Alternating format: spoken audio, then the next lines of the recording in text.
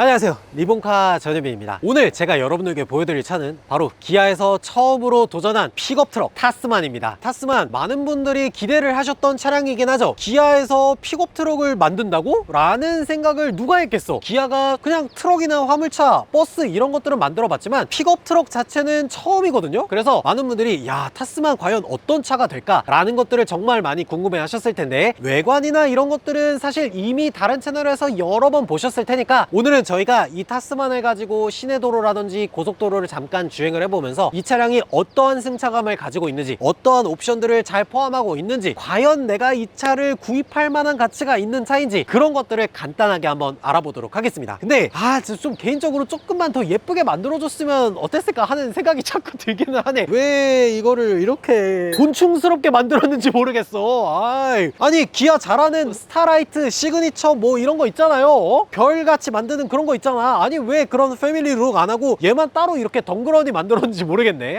뭐 어쨌든 저희가 타스만을 한번 타보면서 이러저러한 타스만에 대한 이야기를 한번 재밌게 얘기해보는 걸로 하겠습니다. 가시죠.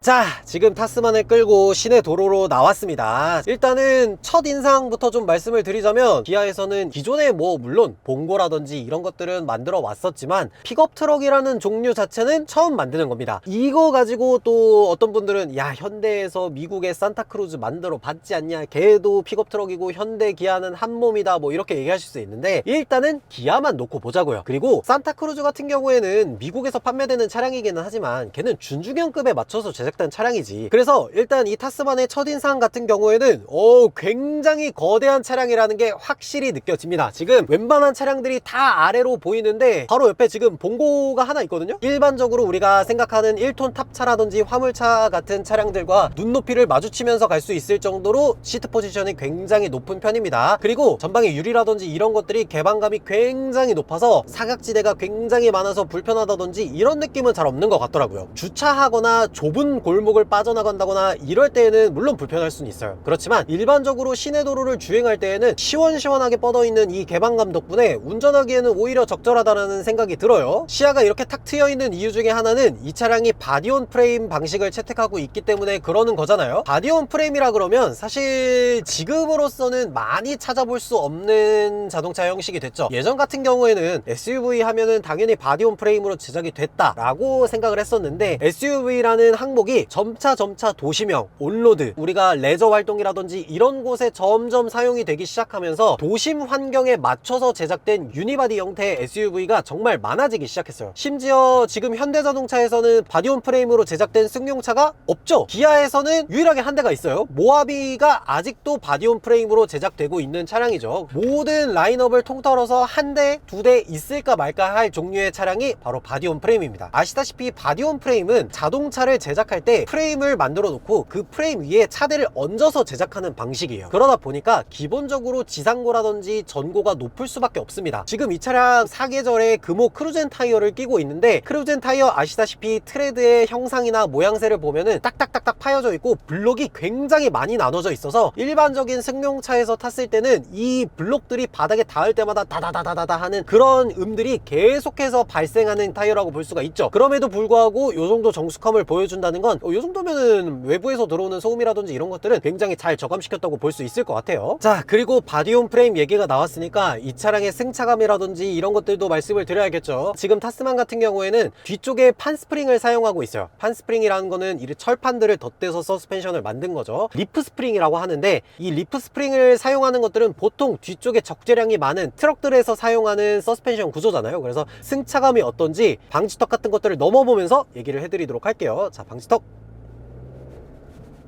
이거 한 번 가지고는 안 될 것 같아. 저 앞에 지금 하나 더 있거든요. 지금 어린이 보호구역이니까 30km에 맞춰서 넘어보도록 할게요. 자, 포터 봉고 타보신 분들은 분명히 아시겠지만 뒤쪽이 텅 하고 내려앉는 듯한 그런 느낌은 있습니다. 근데 그거는 어쩔 수가 없어요. 이런 리프 스프링들은 우리가 일반적으로 생각하는 스프링이 들어가 있고 그 안에 댐퍼가 자리 잡고 있는 그런 일반적인 서스펜션들보다는 뒤쪽에 충격을 완화해주는 그런 능력이 조금 떨어지긴 합니다. 그래서 과속 방지턱을 넘을 때 앞쪽 서스펜션은 그래도 괜찮게 넘어져요. 이렇게 부드럽게 올라가고 뒤쪽 서스펜션이 내려올 때 통 하고 내려오는 그런 느낌이 살짝 듭니다. 어쩔 수 없죠. 확실히 픽업 트럭 같다라는 느낌이 여기서 드는 것 같습니다. 일반적인 도로에서 주행을 할 때에는 나름 승차감이 괜찮은 편입니다. 우리가 뭐 흔하게 포터나 봉고 진짜 각 잡고 화물차로 만든 그런 애들은 울퉁불퉁한 노면들이라든지 이런 진동들을 만났을 때 우당탕탕탕탕 하는 그런 느낌이 있어요. 왜냐면 제가 그걸 되게 잘 알거든요. 저도 포터를 반년, 봉고를 반년, 도합 한 1년 정도를 탔었어요. 정말 그런 차량들을 오래 타본 사람으로서 노면의 불규칙한 곳들을 지나갈 때 우당탕탕 하는 듯한 느낌이 많이 들었는데, 확실히 얘는 약간 승용에 가깝게 만들어졌다 보니까 그런 곳을 만났을 때의 승차감은 확실히 화물차들보다는 더 낫다라는 생각은 듭니다. 차가 약간 통통 튀는 느낌은 있을지언정 뭔가 진짜 우당탕탕한다 그런 느낌까지는 없는 것 같아요. 이게 물론 승용이랑 같이 쓰라고 만들어 온 픽업 트럭이지만 확실히 이런 승차감들을 볼 때는 아, 그래도 픽업 트럭이구나 라고 생각하시면 될 것 같습니다. 그리고 지금 제가 타고 있는 이 타스만 같은 경우에는 옵션도 꽤나 많이 들어가 있는 편이죠. 가장 낮은 트림, 그 다음 어드벤처 트림, 그 다음 익스트림이라는 트림인데, 이 익스트림 같은 경우에는 옵션이 굉장히 많이 들어가 있습니다. 거기에다가 얘는 4륜구동도 들어가 있고 드라이브 와이즈도 들어가 있고 또 여러가지 추가 옵션들이 들어가 있거든요. 여기 보면 썬루프도 들어가 있어요. 앞쪽에서 뭐 열선 시트, 열선 핸들, 뭐 통풍 시트, 조수석까지 다 들어가 있고요. 요추 받침대라든지 이런 것들도 운전석이나 조수석 모두 들어가 있는 걸 볼 수가 있습니다. 여기 보면 UI, UX나 이런 것들도 CCNC에서 사용하고 있는 6세대 UI, UX도 그대로 다 사용하라고 있어요. 심지어 여기 빌트인 캠이라든지 이런 것들까지 모두 다 넣어줬습니다. 사실상 얘는 승차감이라든지 자동차의 형태라든지 이런 것들은 픽업 트럭이지만 이 안에 넣어줄 수 있는 옵션들에 한해서는 최신 차량이랑 그렇게 크게 다를 건 없다라고 보시면 될 것 같습니다. 저는 이거 괜찮게 잘 만든 것 같다라는 생각이 드는 것 중에 하나가 뭐냐면, 지금 여기 있는 이 공조 조절 장치가 핸들에 살짝 가려져 있기는 하거든요. 핸들에 가려져 있다고는 하지만 어떤 것들이 조절이 되고 있는지는 다 보여요. 이 온도 조절 장치가 아래에 이렇게 버튼식으로 있거든요. 그래서 어떻게 온도를 조절하는지 내가 이런 것들을 시각적으로 잘 볼 수 있다 보니까 핸들에 살짝 가려진다 그래서 뭐 걸림돌이 된다거나 이런 것들은 전혀 아닌 것 같습니다. 근데 아시다시피 옵션이 많이 들어간 만큼 가격이 비싼 편이기는 합니다. 애초에 익스트림에 해당하는 트림이 가격이 4천만원 중후반대를 형성하고 있고, 여기에다가 뭐 사륜구동이라든지 드라이브 와이즈 같은 옵션들을 넣다 보면 한 5,100만원에서 5,200만원까지 올라가는 굉장히 비싼 차량이거든요. 우리가 보통 한 5,200만원이라는 돈을 생각하면 기아에서 살 수 있는 차량들이 소렌토 하이브리드라든지 이런 차량들까지 넘볼 수 있다 보니까 사실 픽업 트럭 치고는 다소 비싼 편이지 않나 라는 생각이 들기는 해요. 아마도 진짜 풀옵션을 다 때려 넣은 이런 차를 구매하실 분들은 정말 많다고 보기는 어렵고, 한 중간급 트림에다가 옵션 한두 가지 정도를 더 넣어서 구매하시는 분들이 꽤 있지 않을까 라는 생각이 듭니다. 근데 제가 이렇게 말씀드렸지만 어드벤처 중간 트림에다가 옵션 한두 가지 넣으면 4천만원 중후반대예요. 그래서 이게 가격이 조금 있는 픽업 트럭인데 과연 사람들이 얼마나 구매할까라는 생각이 들기는 하네요. 좀 비싸다는 느낌을 지울 수가 없긴 하네. 자동차 값이 왜 이렇게 많이 오른지 모르겠어. 그 외에 편의적인 옵션들은 생각보다 잘 들어가 있어서 좋은 편입니다. 여기도 보시면 무선 충전 패드 2개 들어가 있고 고속도로 주행보조 2 들어가 있으면서 핸들 그립 감지 센서라든지 차로 유지 보조 2라든지 이런 최신 기술들도 모두 들어가 있어요. 저는 픽업 트럭임에도 불구하고 이런 소중한 편의 옵션들을 잘 넣어줬다는 게 사실 기아한테는 되게 칭찬해줄 만한 일이 아닌가 그런 생각이 듭니다. 그리고 픽업 트럭답게 여기저기 공간이라든지 이런 것들도 신경을 많이 썼습니다. 여기 이 버튼을 누르면 요 위쪽으로 추가 수납 공간이 생기고 요 아래쪽으로는 글러브 박스가 마련되어 있고요. 도어 포켓 같은 곳에도 음료수라든지 이런 것들을 넣을 수 있는 공간이 꽤 있기도 하지만, 여기에 보면 이 아래쪽으로도 공간이 꽤나 마련되어 있어요. 이거 2단으로 열리기 때문에 뒤쪽에서도 따로 또 열 수 있게 만들어 놨습니다. 이런 것들 좋아 보이고요. 뒤쪽 공간도 좀 효율성 있게 잘 사용할 수가 있는데 뒤쪽 시트를 올릴 수도 있고 내릴 수도 있게 그렇게 만들어 놨더라고요. 저도 화물차 타면서 여기저기 뭐 이런 것들 많이 실어봤지만 도라이바부터 해서 전동 공구, 뭐 전동 드릴, 뭐 이런 것들 그냥 뒤에다 다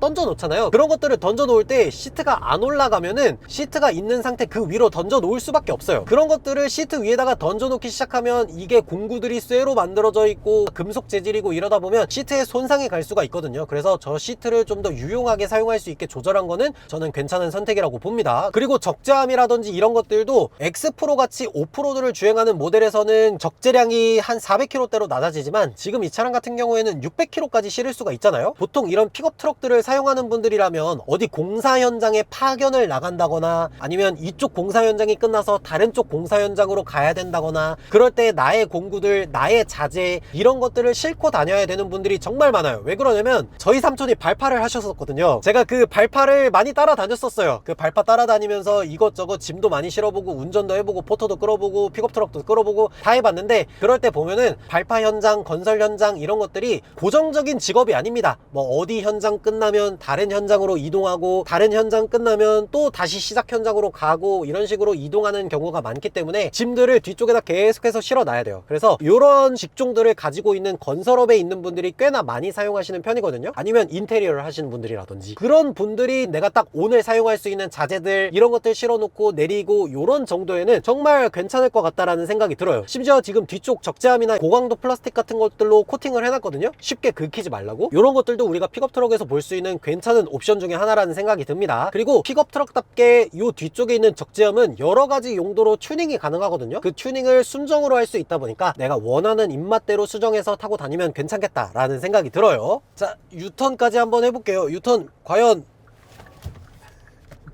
최대한 많이 돌렸어. 지금 3개의 차선 만에 딱 유턴이 되네요. 그러니까 회전 반경은 조금 큰 편이다 라고 보시면 될 것 같아요. 자, 시내도로를 좀 충분히 타봤으니까 고속도로를 잠깐 올라갔다가 내려오도록 하겠습니다.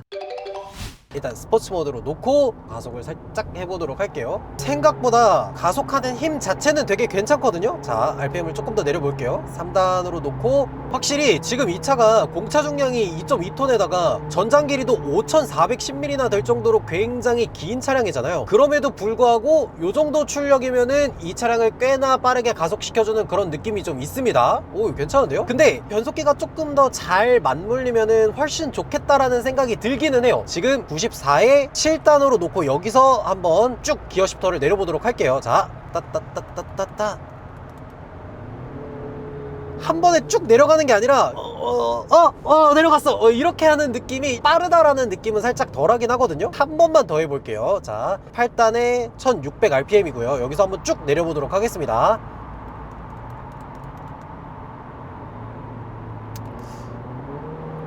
확실히 지금 이 차량은 뭔가 스포티하고 엄청 빠르게 달리고 킥다운을 빨리빨리 해야 되고 그런 차량이라기보다는 우리가 실생활에서 뒤에 짐을 싣거나 아니면 실내에 사람이 타고 있을 때 부드럽게 움직여야 되는 차량이잖아요. 그러다 보니까 아무래도 이 8단 변속기가 굉장히 보수적으로 세팅되어 있다는 생각이 듭니다. 천천히 편안한 가속감을 줄 수 있게 그런 식으로 세팅이 된 것 같아요. 그래서 자동 변속기의 반응 속도 자체는 막 그렇게 빠르다는 느낌보다는 일상 주행용으로 세팅이 되어 있다라고 보시면 될 것 같습니다. 엔진 출력 나 이런 것들도 지금 280마력 정도가 되잖아요. 출력 자체만 놓고 보면은 뒤쪽에 짐을 싣고 있는다고 하더라도 부족하다라는 느낌은 거의 안 들 거예요. 사실 우리가 이전에 픽업트럭이라고 하면 보통은 한 2.2L급의 디젤을 사용을 했었잖아요. 그런 차량들의 토크가 물론 높기는 하지만 실제로 마력만 놓고 따져봤을 때는 한 200마력 초반 정도의 마력을 가지고 있습니다. 근데 지금 이 차량은 그것보다는 훨씬 더 높은 마력을 가지고 있잖아요. 이 출력만 놓고 봤을 때 좀 답답하다거나 이런 느낌은 전혀 안 드는 것 같아요. 오히려 픽업트럭 중에서는 나름 그래도 빠른 속도를 가지고 있다라는 생각이 듭니다. 그리고 구동력 배분도 생각보다 되게 괜찮은 편이에요. 시속 80에서 가속을 딱 했을 때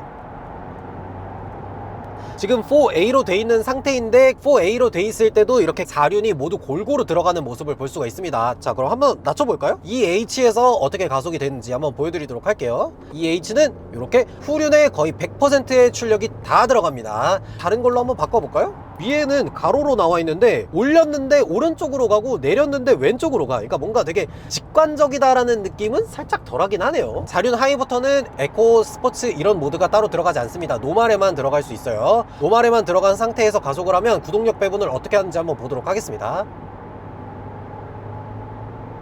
고속으로 스포티하게 굴리기보다는 뭔가 험로나 이런 데에서 잘 탈출할 수 있게끔 출력 배분을 조절하는 그런 느낌이 듭니다. 4륜 로우 같은 경우에는 아무래도 저속에서 사용하는 모드다 보니까 고속도로에서는 4L로 놓으려고 해도 들어가지 않습니다. 정차 후 변속단이 중립인 상태에서 전환하십시오 이렇게 뜨죠. 보통 여러분들이 흔하게 사용하실 거는 4A 모드로 기본적으로 사용을 하실 거예요. 그래서 4A 모드로 놓고 주행을 하시면 되고, 지금 이 차량 같은 경우에는 4륜 구동이 들어가 있기 때문에 4A, 4H, 4L 이런 식으로 디퍼런셜 기능이 들어가는 거지, 일반 차량 같은 경우에는 이 디퍼런셜 락, LD 기능들이 들어가지가 않습니다. 보통 이런 차량들을 구매하시는 분들은 사륜구동은 거의 기본으로 넣고 들어가시기 때문에 이런 것들은 아마 다들 들어가는 기능이 돼 있을 거란 생각이 들어요. 자, 지금 IC 빠져나가고 있는데 조금 급속도로 돌아보도록 할게요.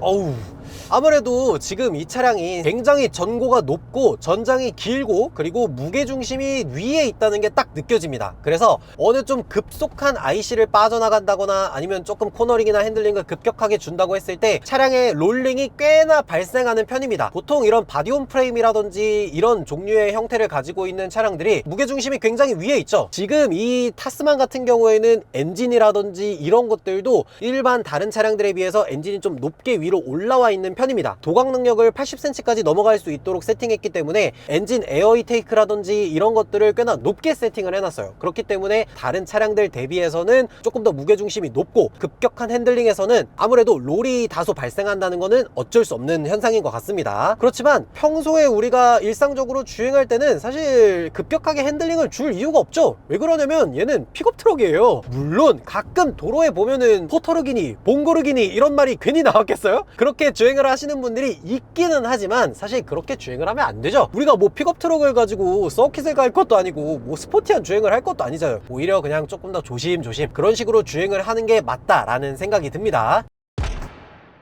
자, 고속도로랑 시내도로랑 이렇게 쭉 타봤는데 고속도로랑 시내를 조합했을 때 연비가 얼마나 나오는지 한번 봐야겠죠. 지금 31km를 대략 한 45분간 주행을 했고 외기온도 20도에 주유량이 가득 차 있는 상황에서 연비가 7.6km/L가 나오는데 타스만의 18인치 기준으로 공인 복합 연비가 8km/L예요. 그것보다는 다소 조금 덜 나오긴 했는데 사실 그거는 저희가 시내도로도 주행하고 고속도로에서도 살짝 좀 급가속도 해보고 이러다 보니까 요 정도 연비가 나온 거지, 일반적인 상황에서 주행했을 때는 이것보다는 더 잘 나오지 않을까 생각이 듭니다. 물론 뒤에 적재함에다가 짐을 더 실어놓고 주행을 하면 이것보다는 조금 더 떨어지긴 하겠죠. 종합적으로 이 타스만에 대해서 정리를 해보자면 기아에서 처음으로 만들어본 픽업트럭 치고는 굉장히 잘 만들어진 픽업트럭이 아닌가 라는 생각이 들었습니다. 옵션이 굉장히 많이 들어가 있기도 하거니와 최신 현대기아 차량에서 접할 수 있는 모든 옵션들이 다 들어가 있어서 저는 옵션적으로 굉장히 풍부하다라는 생각이 들어가 있기도 하고, 그리고 실내 캐빈룸 자체가 굉장히 넓고 적재 하중도 굉장히 큰 편이고 심지어 트레일링이라든지 이런 것들까지 다 되는 차량이잖아요. 저는 개인적으로 타스만 진짜 잘 만들어진 차량이라는 생각이 들기는 하네요. 이 정도면은 나쁘지 않단 말이야. 이렇게 타스만 한번 쭉 타봤는데 시내도로라든지 이런 간단한 고속도로에서는 이 정도 느낌이라고 보시면 될 것 같고, 저희가 조만간 이 차량 가지고 서울 부산 왕복도 할 거거든요. 그 영상 보시려면 리본카 채널 구독 좋아요도 부탁드리도록 하겠습니다. 지금까지 저는 리본카 전여빈이었습니다. 감사합니다.